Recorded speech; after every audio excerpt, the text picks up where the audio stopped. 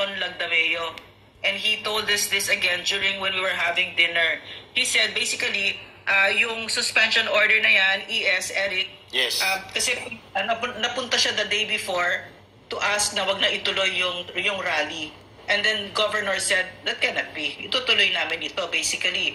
And then the next day, Anton Lagdameo was in a coffee shop in Tagum and asked the governor to go to him. And Governor Hubahib said no because he had so many of his constituents that were in his office. Tama. And then that was when it happened. So basically what we're saying is talaga petty tyrants itong mga nakaupong ito. No, talagang power tripping. Hindi ka pumunta sa akin. So there was no due process and pumunta siya kay E.S. Lucas Bersamin and that whole thing happened. There was no due process, no? Para talagang petty tyrants like they own the government and Eric and I have been on the receiving end of that and we know how that feels. And we see it with Pastor now, yung pagmamalabis nitong mga petty tyrants na ito na sinabi ni PRRD, mga wala namang alam at mga nagdodroga pa. Yes, diba? ma'am.